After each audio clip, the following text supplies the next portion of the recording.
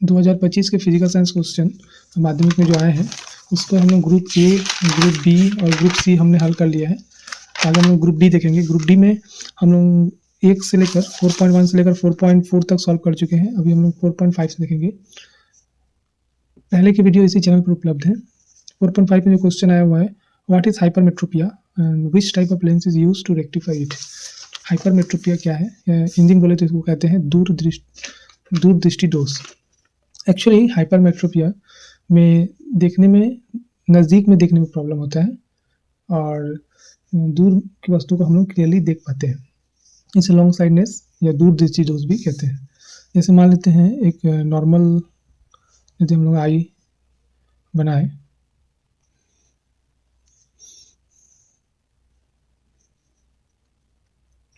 जब प्रकाश की किरण आ रही है आकर रेटिना पर फोकस होती है। यहाँ पर है रेटिना, रेटिना पर फोकस होती है। यह है लेंस। तो नॉर्मल आई में रेटिना पर फोकस होती है, हमें देखने में कोई प्रॉब्लम नहीं होती है। यह है नॉर्मल विजन के लिए। इमेज कहाँ फॉर्म होता है? रेटिना पर। लेकिन जो हाइपरमेट्रोपिया आई है उसमें जो आई बॉल है वो क्या होता है, थोड़ी श्रिंक कर जाती है, छोटी हो जाती है। आई बॉल जो है वो श्रिंक कर जाती है। जब प्रकाश की किरणें लेंस पर आकर गिरती है तो वो रेटिना के पीछे आकर फोकस होती है। रेटिना है यहाँ और प्रकाश की किरण जो है वो रेटिना के पीछे फोकस होती है। इस प्रकार के आई को बोलते हैं, इस प्रकार कंडीशन को बोलते हैं, समस्या को हाइपरमेट्रोपिया या दूरदृष्टि दोष। और तो इसको, समस्या को ठीक करने के लिए हमें क्या करना पड़ेगा? इस समस्या को ठीक करने के लिए हमें एक कॉन्वेक्स लेंस को जो है, हमें एक कॉन्वेक्स लेंस को उपयोग करना पड़ेगा, जो क्या करेगी, कॉन्वेक्स लेंस क्या करेगी, कन्वर्जिंग लेंस होती है जो कि प्रकाश की किरण को कन्वर्ज करेगी आई लेंस के ऊपर और जो एग्जैक्टली रेटिना पर जो है इमेज बना कर देगी। और जो है हमारी जो यहाँ पर समस्या थी, जो इमेज का जो फोकस बन रहा था वो रेटिना के पीछे बन रहा था, वो एग्जैक्टली रेटिना पर बनेगा और हमें ठीक से दिखाई देगा। तो ये प्रश्न 4.5 को हमने सॉल्व कर लिया। Which type of lens is used to rectify it? Convex lens is used. कौन सा लेंस यूज करेंगे? Convex lens. क्यों? क्योंकि ये कन्वर्जिंग लेंस है। नेक्स्ट क्वेश्चन हम लोग देख लेते हैं 4.6। इसमें क्वेश्चन है the series combination of 3 resistance 320 ohm resistance is connected in parallel combination to a 30 ohm resistance. Determine equivalent resistance निकालना है। 3 ठो 20 ओम रेजिस्टेंस सीरीज में जुड़ा हुआ है। हम लोग सॉल्व करते हैं इसको। 3 बोल रहा है, 1 2 3 3 30 20 ओम 20 ओम का रेजिस्टेंस सीरीज में जुड़ा हुआ है। इनका इक्विवेलेंट रेजिस्टेंस कितना होगा? मान लो ए और बी, आर ए बी कितना होगा? सीरीज में जुड़ा हुआ 20 + 20 + 20 60 ओम। उसके साथ बोल रहा है connected parallel combination to a 30 ohm resistance. ये जो है 30 ओम रेजिस्टेंस के साथ क्या है? पैरेलली कनेक्टेड है 30 ओम। तो इनका इक्विवेलेंट रेजिस्टेंस क्या होगा? इक्विवेलेंट रेजिस्टेंस कितना होगा ई और एफ के बीच में? तो यहाँ पर देखते हैं ये तीनों का 60 ओम और ये 30 ओम। 60 और 30 ओम क्या है? पैरेलल कनेक्टेड है। ई 60 ओम और ये है 30 ओम। ये दोनों कैसे कनेक्टेड है? Parallelly connected. इनका इक्विवेलेंट रेजिस्टेंस कितना होगा? R equivalent is equal to इतना इंटू इतना 60 × 30 / 60 + 30।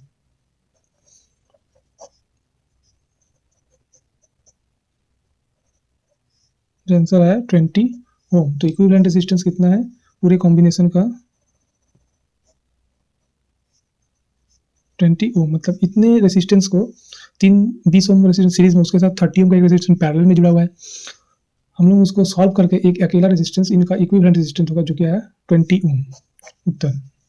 इसी में एक और में क्वेश्चन आया हुआ है जे 3 equal resistance connected in series across the source of EMF together to dissipate 10 watt of power. What would be the power dissipated if the same resistors were connected in parallel across the same source of EMF? इसी का 4.6 का और में question है हमारे, तो इसको हम देखते हैं 4.6। इसमें क्या बोला, 3 equal resistor connected in series across source of EMF together dissipate 10 watt power। तो हम क्या जानते हैं, power P is equal to I into V। I क्या है यहाँ, करंट, और V क्या है, V है पोटेंशियल डिफरेंस या फिर EMF। यहाँ से हम लोग क्या दिया हुआ, रेसिस्टेंस दिया हुआ, 3 equal resistor connected. Let 3 equal resistors connected in series, let each resistor, let resistance of each resistor be R। तो 3 रेसिस्टर है, सीरीज में कनेक्टेड है, तो उनका रेसिस्टेंस कितना होगा, टोटल रेसिस्टेंस R टोटल यहाँ पर कितना होगा, 3R, क्योंकि सीरीज में कनेक्टेड है। हम I को यहाँ रिप्लेस करेंगे। ओम के नियम से हम लोग क्या जानते हैं, ओम के नियम से V is equal to I into R। So यहाँ से I क्या होगा, V बाई R। तो हम लोग I की जगह लिखेंगे V into V square by R समान P। अच्छा, ये जनरल फॉर्मूला हो गया। कंडीशन 1 क्या है, बोला 3 equal resistor connected in series across source of EMF together dissipate 10 वाट। तो पावर कितना है, 10 वाट, और V स्क्वायर जो भी है उसके साथ रेसिस्टेंस कितना है, 3R। तो यहाँ से हम लोग कैलकुलेट कर लेंगे, V स्क्वायर बाई R कितना है, 10 इंटू 3 30, इक्वेशन 1। अब सेकंड कंडीशन क्या दिया हुआ, what would be the power dissipate if the same resistors were connected in parallel across the same source of EMF। अब बोल रहा है R टोटल, अब कितना होगा पैरेलल में, R टोटल पैरेलल कंडीशन कितना होगा, 1 by R total, 1 by R plus 1 by R plus 1 by R। तो टोटल कितना आएगा, इनका R बाई 3, इसीलिए R टोटल पैरेलल में कितना आएगा, R बाई 3। ये ऊपर जाएगा, 1 बाई R है, तो R टोटल तो R बाई 3 हो जाएगा। तो हम लोग फिर से इस फॉर्मूला से यूज़ करके हम क्या बोल सकते हैं, जो पावर P डैश, जो नेक्स्ट टाइम जो बोल रहा है, सेकेंड टाइम जो कंडीशन दिया हुआ पैरेलल में कनेक्टेड, तो पावर कितना डिसिपेट करेगा, if the resistor were connected in parallel across the same source of EMF, what would be the power dissipate? So power dissipate P dash is equal to V square by R, general formula. यहाँ पर resistance कितना, R by 3, so V square R by 3, so 3V square by R। और V square by R को जब value जानते हैं 30, इसको बैठा देते हैं 3 इंटू 30, कितना 90 वाट। so पावर डिसिपेट कितना करेगा, 90 वाट। अब नेक्स्ट क्वेश्चन में हम लोग चले जाते हैं।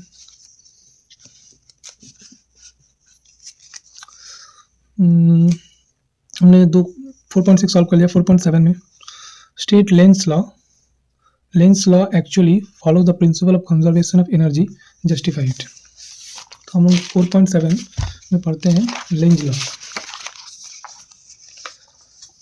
4.7 जो नेक्स्ट क्वेश्चन आया हुआ है, लेंज लॉ क्या है। लेंज लॉ बोलते हैं the induced current will be in such A direction that it opposes the cause which produce it.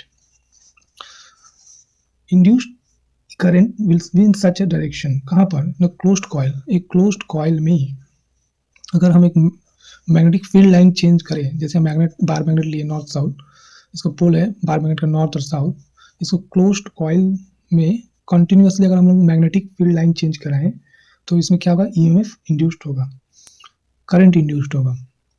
तो वो करंट का डायरेक्शन क्या होगा, ये हमें लेंज लॉ से पता चलता है, वो हमें लेंज लॉ से पता चलता है। The induced current will be in such A direction, induced current का डायरेक्शन ऐसा होगा कि that it opposes the cause which produces, वो उस कारण का विरोध करेगा जिससे कारण वो उत्पन्न हुआ है। अब जैसे इस बार मैग्नेट के नॉर्थ पोल को अगर हम लोग इस कॉइल के पास लेके आएंगे तो EMF इंड्यूस्ड होगा, क्योंकि मैग्नेटिक फील्ड लाइन चेंज होगा। तो जो करंट इसमें डेवलप होगा उसकी डायरेक्शन क्या होगी, तो उसको हम लोग देखने के लिए, जब नॉर्थ पोल कॉइल के पास आ रहा है तो लेंज के नियम के अनुसार जो EMF जो करंट डेवलप होगा उस कारण का विरोध करेगा, तो नॉर्थ पोल का विरोध करेगा। तो यहाँ पर भी नॉर्थ पोल क्रिएट होगा, तो यहाँ पर भी जो है नॉर्थ पोल क्रिएट होगा। तो करंट की डायरेक्शन क्या होगी, एंटी क्लॉकवाइज, करंट की डायरेक्शन होगी anti clockwise, anti clockwise direction में जो है कॉइल में करंट प्रवाहित होगा। तो वो उस कारण का विरोध कर रहा है जिस कारण से वो प्रोड्यूस हुआ है। तो यहाँ पर नॉर्थ पोल क्या करेगा, आपस को रिपील करेगा और मैग्नेट को और इधर लाने के लिए हमें, और कॉइल की तरफ लाने के लिए हमें कुछ मैकेनिकल काम करना होगा रिपल्सन फोर्स के अगेंस्ट में, जिसके कारण इसमें ईएमएफ इंड्यूस्ड होगा। इसी तरह से अगर हम लोग बोले कॉइल से अगर मैग्नेट का नॉर्थ और साउथ पोल है, नॉर्थ पोल को दूर लेके जाएंगे, उस क्षेत्र में भी मैग्नेटिक फील्ड लाइन चेंज होगा, ईएमएफ इंड्यूस्ड होगा, लेकिन वो उस कारण का विरोध करेगा। तो नॉर्थ पोल को दूर ले जा रहे हैं तो उसमें अट्रैक्शन होगा, तो यहाँ पर साउथ पोल क्रिएट होगा। तो करंट का डायरेक्शन क्या होगा, क्लॉकवाइज। करंट का डायरेक्शन क्लॉकवाइज मतलब अपोजिट पोल सृष्टि होगा। अपोजिट पोलरिटी कब सृष्टि होगा, तो मैग्नेट को दूर ले जा रहे हैं, जैसे नॉर्थ को दूर ले जाए तो साउथ पोल क्रिएट होगा। और सेम पोलरिटी कब क्रिएट होगा, जब मैग्नेट को सामने लेके आ रहे हैं। तो यहाँ भी उस कारण का विरोध कर रहे हैं, फोर्स ऑफ अट्रैक्शन फोर्स काम कर रहा है, लेकिन हम मैग्नेट को दूर ले जा रहे हैं, तो हमें कुछ काम करना पड़ रहा है, मैकेनिकल वर्क। तो वो मैकेनिकल वर्क के कारण ही यहाँ पर ईएमएफ इंड्यूस्ड होगा और total energy, mechanical energy electrical energy में कंजर्व्ड होगा। तो जो पूछ रहा है Lenz's law actually follow the principle of conservation of energy, yes, यहाँ मैकेनिकल एनर्जी इलेक्ट्रिक एनर्जी में कंजर्व हो रहा है। नेक्स्ट क्वेश्चन जो आया है 4.8 में, वो हम देखते हैं, what do you mean by mass defect. तो मास डिफेक्ट पूछ रहा है क्या है 4.8।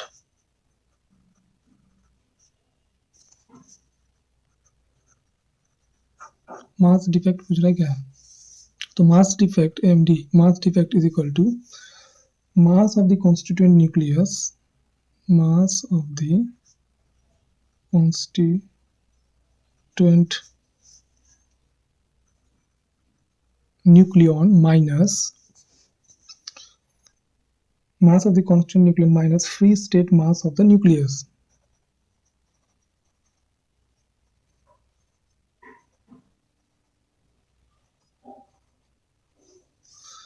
तो mass of the constituent nucleus, तो हम लोग थोड़ा ध्यान देते हैं जे mass of the constituent nucleus हम लोग किसे कहेंगे। तो हम लोग जानते हैं, अगर हम लोग किसी एटम को रिप्रेजेंट करते हैं एक्स जेड ए, ये है एटॉमिक नंबर, ये है मास नंबर। इसके न्यूक्लियस में कौन कौन है, इसके न्यूक्लियस में जेड प्रोटॉन है, जेड नंबर ऑफ प्रोटॉन है, और A minus Z number of neutron है। जब प्रोटॉन की मास कितना है, ईच प्रोटॉन का मास mp और ईच न्यूट्रॉन का मास mn। तो अब अगर हम न्यूक्लियस को तोड़ दें तो उसमें रहता है क्या, प्रोटॉन और न्यूट्रॉन। हर एक प्रोटॉन को अगर हम मास कैलकुलेट करें तो टोटल प्रोटॉन है जेड प्रोटॉन, तो Z into mp mass of each proton plus neutron कितना है, ए माइनस जेड, तो A minus Z into neutron mn mass of the neutron. ये हो गया टोटल, ये हो गया mass of the constituent nucleon. जो न्यूक्लियन है प्रोटॉन न्यूट्रॉन, उनका टोटल मास अलग करके कर लिए, तो माइनस, उसमें से माइनस करेंगे free state mass of the total nucleus, जिसको हम लोग मान लेते हैं कैपिटल एम। मान let free state mass of the total nucleus is capital M. तो इन दोनों में डिफरेंस को ही बोलते हैं मास डिफेक्ट। अब जैसे यहाँ पर एक सवाल इसी में दिया हुआ है, इसी से जुड़ा हुआ है, actual mass of proton neutron and helium nucleus are. इतना प्रोटॉन का मास है एmu, इतना mu है न्यूट्रॉन का मास, और ये है हीलियम के न्यूक्लियस का mass. What will be the mass defect. तो हम इसी डाटा को यहाँ पुट करके देखते हैं इसी फार्मूला में। तो 2He4 तो कितना प्रोटॉन है 2, तो जेड की जगह 2 into mp mass of the proton कितना है 1.00728 plus A minus Z 4 minus 2 atomic number minus atomic number into mass of neutron 1.00867 इसे माइनस करेंगे free state mass of the nucleus जो कि दिया हुआ है हीलियम का 4.0015। अब इसको हम कैलकुलेट करके देखते हैं जी कितना आ रहा है। 2 इंटू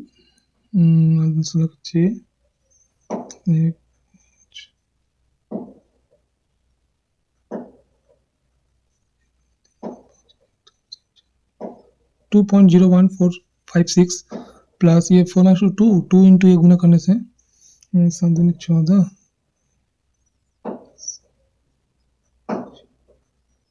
2.01734, इससे माइनस करेंगे 4.00154, तो ये जोड़ के देखते कितना होता है, 6 4 10 का 0, फिर 1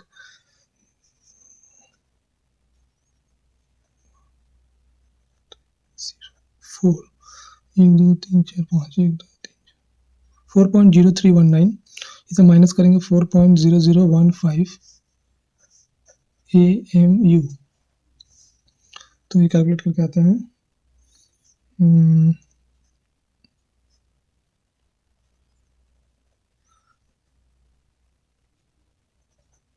403.0 AMU, तो आंसर है 0.0304 AMU।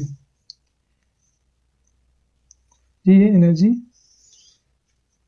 ये जो है एनर्जी में कन्वर्ट होगी। ये मास डिफेक्ट है 0.03304 AMU है। नेक्स्ट क्वेश्चन जो है 4.9 हम लोग देख लेते हैं। इसमें आया है स्टेट पीरियोडिक लॉ, आवर्त सारणी पीरियोडिक लॉ पूछ रहा है, स्टेट मॉडर्न पीरियोडिक लॉ। तो मॉडर्न पीरियोडिक लॉ क्या है? The physical and chemical properties of the element are periodic function of their atomic number. तत्वों के भौतिक और रासायनिक गुण उनके परमाणु क्रमांक एटॉमिक नंबर के आवर्त फलन होते हैं। The physical and chemical properties of elements are periodic function of their atomic number. अच्छा, discuss the periodic trends of atomic radii for elements of group 1 to 2 and group 13 to 17।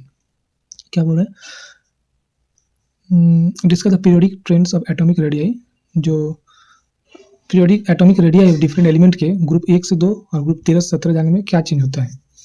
तो ये हम देखते हैं 4.9।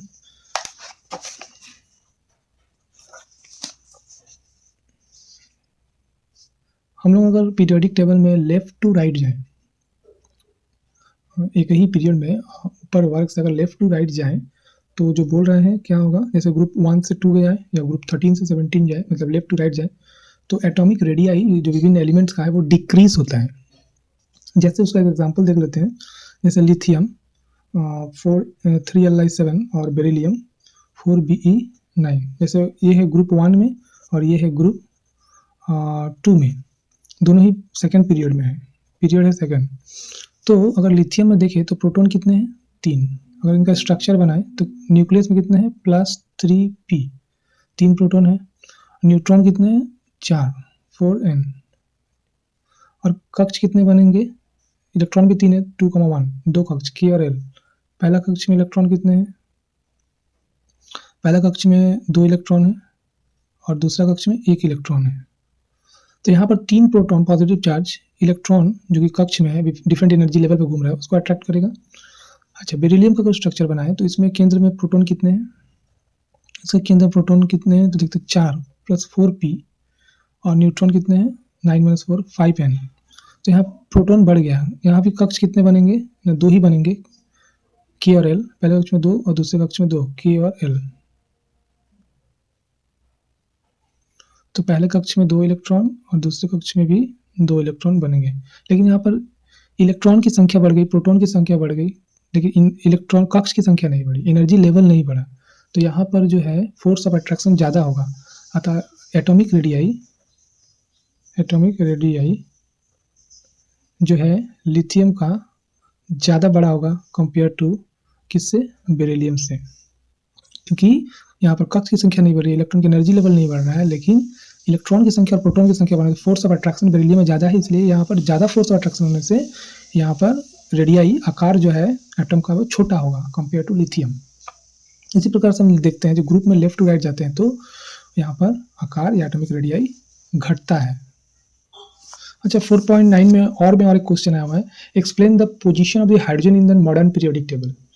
तो हाइड्रोजन का मॉडर्न पीरियोडिक टेबल में position क्या है? इसे ग्रुप 1 और इसे ग्रुप 17, ग्रुप 1 में एल्काली मेटल के साथ और ग्रुप 17 में हेलोजन के साथ रखा गया है पीरियड 1 में, और ग्रुप 1 और 17 में। अच्छा, एल्काली मेटल के साथ क्यों रखा गया है हाइड्रोजन को? तो अल्कली मेटल के साथ रखने का कारण यह है कि इसके बाहरी कक्ष में एक इलेक्ट्रॉन होता है, अल्कली मेटल के भी एक इलेक्ट्रॉन होते हैं, उनके जो है वैलेंस इलेक्ट्रॉन एक होते हैं, हाइड्रोजन के भी एक होते हैं, और अल्कली मेटल और हाइड्रोजन दोनों हाइड्रोजन के साथ अटैच करते हैं और आयनिक कंपाउंड बनाते हैं, इसीलिए जो है इसे ग्रुप 1 में रखा गया। तो ग्रुप 17 में रखने का क्या मतलब है? अच्छा, हाइड्रोजन की तरह ये भी नॉन मेटल होते हैं हाइड्रोजन, और विद्युत के कुचालक होते हैं। हेलोजन की तरह ही ये मेटल से क्रिया करके हाइड्रोजन बनाते हैं, जैसे 2Na plus H2 gives 2Na sodium hydride. तो यहाँ पर ये हाइड्रोजन की तरह विक्रिया कर रहे हैं, जैसे 2Na प्लस Cl2, जैसे क्लोरीन हेलोजन है 2NaCl, तो ये हाइड्रोजन हेलोजन की तरह बिहेव कर रहा है, तो ग्रुप 17 में भी रखा जाता है। जैसे हमारा क्वेश्चन है which group of the periodic table contain solid liquid and gases element, तो इसका उत्तर होगा ग्रुप 17। इसमें कौन कौन से तत्व हैं ग्रुप 17 में? हम जानेंगे फ्लोरीन, इसमें जो है फ्लोरीन, क्लोरीन, ब्रोमीन, आयोडीन और एस्टानिन। इसमें फ्लोरीन और क्लोरीन गैसियस स्टेट में है, ब्रोमीन लिक्विड स्टेट में रहता है, और आयोडीन और एस्टाटिन ये जो है ये सॉलिड स्टेट में रहता है। अच्छा, नेक्स्ट क्वेश्चन हम लोग देख लेते हैं। नेक्स्ट क्वेश्चन 4.10 में है what material are used as cathode, anode and electrolyte during the electroplating of a brass spoon with nickel. Brass के एक चम्मच को के ऊपर निकल का लेपन करना है, तो हम लोग क्या करेंगे? 4.10 कैथोड एनोड किस किस को यूज करेंगे? ठीक है, हम लोग पहले चम्मच को लेते हैं, ये हो गया स्पून, ये ब्रास का, इसको हम लोग इसको ऊपर लेपन करना है किसका? निकेल का। निकेल को हम लोग क्या करेंगे? एक की से करते हुए हम लोग बैटरी के पॉजिटिव से जोड़ेंगे और बैटरी के नेगेटिव को हम लोग जोड़ेंगे इस स्पून के साथ।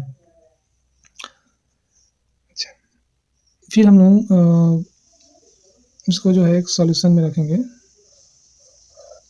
इलेक्ट्रोलाइट यहाँ पर हम लोग यूज करेंगे जो है निकेल सल्फेट सॉल्यूशन। ये क्या है? इलेक्ट्रोलाइट के रूप में यूज करेंगे, जो पूछा है during electroplating of the spoon, electrolyte के रूप में क्या यूज करेंगे? Nickel sulphate. अच्छा, पॉजिटिव के हम लोग जिसका लेपन करना रहता है उसको हम लोग, अच्छा उसको हम कहते हैं एनोड, उसको हम लोग बैटरी के प्लस से कनेक्ट करते हैं, निकेल को बैटरी के एनोड पर रखेंगे, और कैथोड पर हम लोग स्पून को रखेंगे, और इलेक्ट्रोलाइट के रूप में निकेल सल्फेट सॉल्यूशन को हम लोग यूज करेंगे। नेक्स्ट क्वेश्चन हम लोग देख लेते हैं जो 4.11 में, right the balance chemical equation what happen when hydrogen sulphide is passed through aqueous solution of lead nitrate. तो इसमें हम लोग 4.11 में क्या होता है, जब हाइड्रोजन सल्फाइड H2S को हम लोग पास कराते हैं लीड नाइट्रेट के साथ, PbNO3 twice lead nitrate aqueous solution,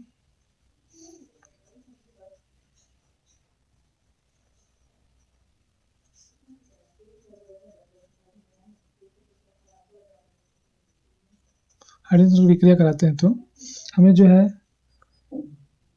PbS lead black जो प्रेसिपिटेट मिलता है लीड सल्फाइड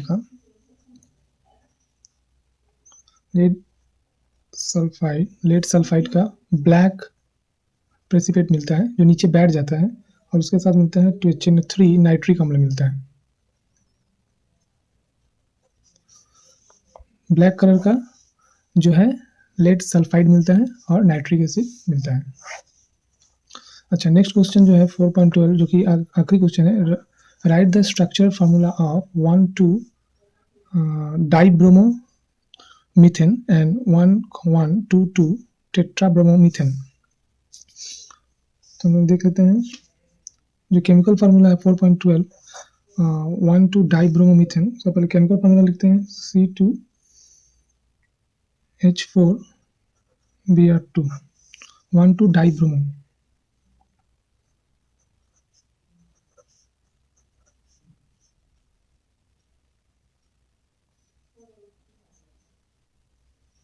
1,2 डाइब्रोमो,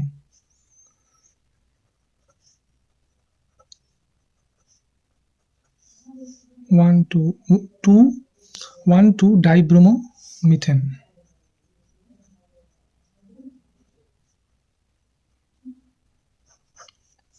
और एक है 1,122 टेट्राब्रोमो इथेन। इसका जो केमिकल फॉर्मूला है वो हम लोग पहले लिखते हैं, C2H2Br4। इसको हम लोग को बनाया C12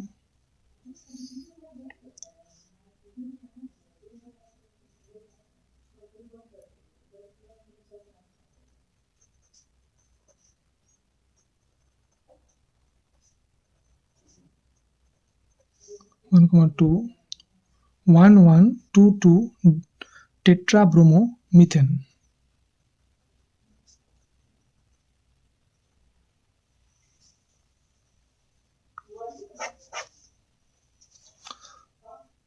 इसी में एक क्वेश्चन है, right the name of the organic compound which is produced when the ethyl alcohol is heated with concentrated sulphuric acid.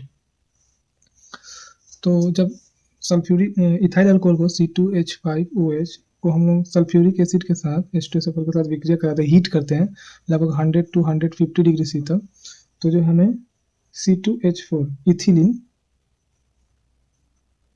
Ethylene मिलता है और H2SO4 वास्मुक्स होता है और H2O मिलता है। तो बोल रहा है right the name of the organic compound which is produced when the ethyl alcohol is heated with concentrated sulphuric acid. इसका उत्तर क्या होगा?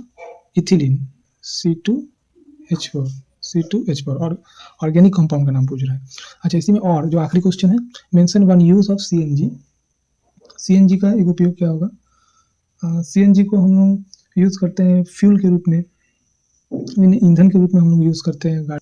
इसी में और एक क्वेश्चन है, discuss one each of the harmful effect of methanol. मतलब CH3OH का एक हार्मफुल इफेक्ट पूछ रहा है मिथेनॉल का। तो ये हो सकता है ब्लाइंडनेस या ब्रेन डैमेज, ये सब होता है।